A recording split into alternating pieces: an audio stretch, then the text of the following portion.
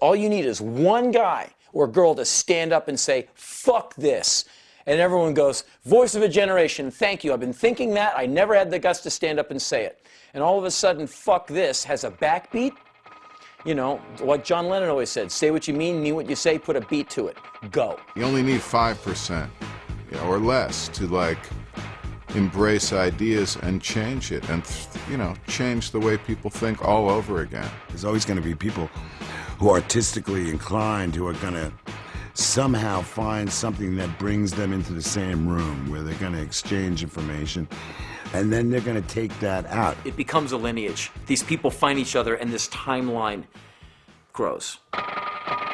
This is a public service announcement with guitar.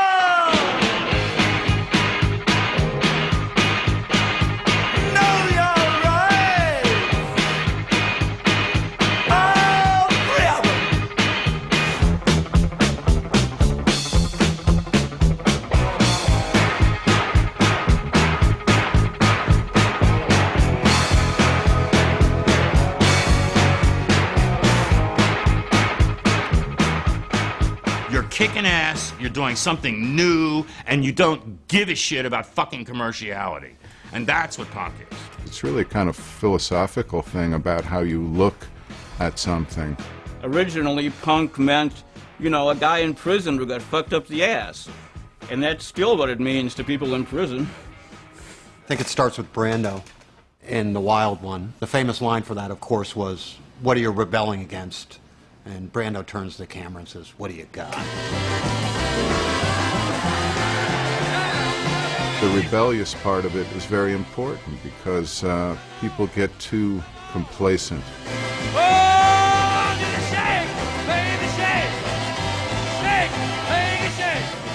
And I think the fight against that complacency is punk rock. If you look a little back, you see it was in 50s rock and roll is really punk. Running across the motherfucking stage on one leg like just duck, like doing some duck walk shit is some punk shit, you know what I mean? Gone like a cool breeze.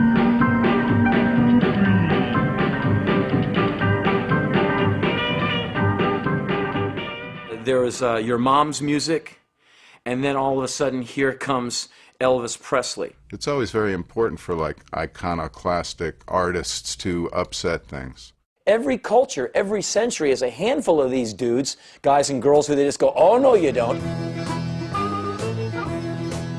I saw Catacron, but I'm out on the road again. I'm on the road again. The hippies were the real punks, if you ask me. That was just as punk rock as anything, when everyone was against Vietnam and they were doing their own thing, and they were all having parties, taking LSD at Woodstock and all that. People were sort of united against the war, but they were united generally against the establishment.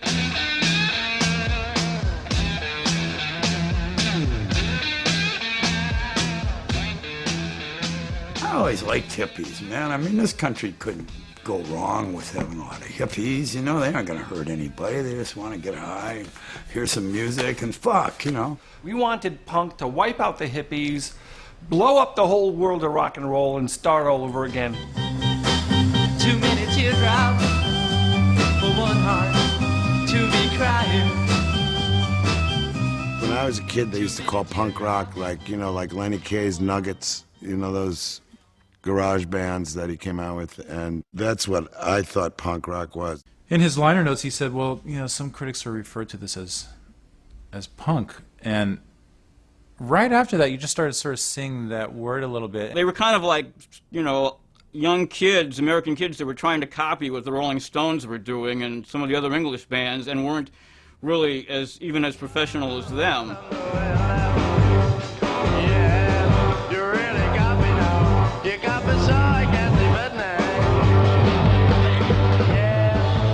I mean, I grew up with the British invasion, but there were also really great American bands that kind of got lost in the shuffle, like Question Mark and the Mysterians, and the Standells, and Count Five, you know, Psychotic Reaction.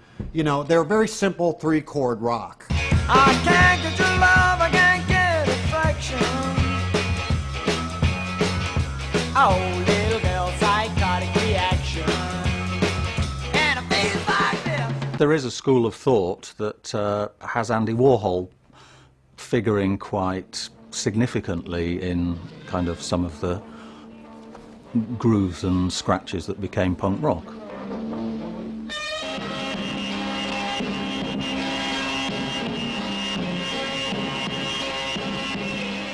The Velvet stood out from that whole hippie culture with the dressed in black, the wraparound shades, the subject matter of the material, the literary influences, you know, the sadomasochism, the drugs.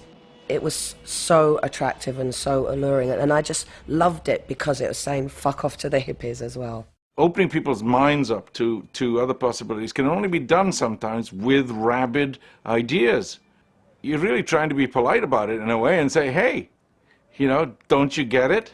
And generally they don't, and you have to like push the boundaries. Here she comes. You better watch your step. Nico came and joined the band, and this was kind of the first turn that she took in her career. She was a top fashion model. 'Cause everybody knows.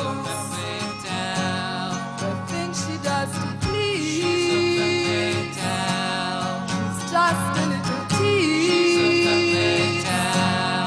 See the way she walks. Nobody understood it at the time. And that's where I suddenly got a different view of Andy, that he had a vision of what PR really is and how to propel image. The astonishing thing about Lou's talent at the time was the literary background.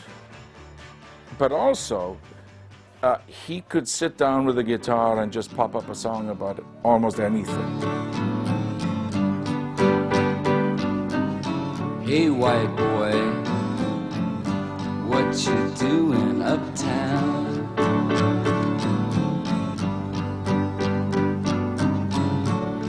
Hey, white boy, you chasing all women around. But when their record came out, it was actually listenable, you know, and it was, you know, to me it was a beautiful record. I mean, I played it all the time. Lou Reed and his crew making this atonal music coming from art and heroin and death in the middle of like feel good, that's punk rock. Dig out the jams, motherfucker!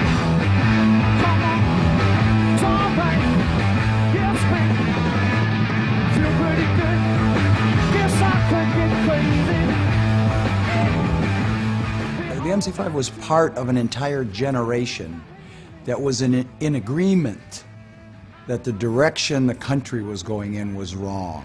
We were the ones that were going to have to go to Vietnam. We didn't agree with the way they treated people of color in America. We didn't agree with the way they suppressed our cultural efforts, you know, our ideas about things, and we just wanted to be heard. Feeling happy, having a good time now, hey, doing all right, doing all right, doing all right, doing all right. Well, yeah, our basic outlook was cultural revolution by any means necessary, including rock and roll, dope, and fucking in the streets. That was number one. We read in the Black Panther newspaper that Huey Newton said there needs to be a White Panther party to do parallel work that the Black Panthers were doing. And we said, that's us.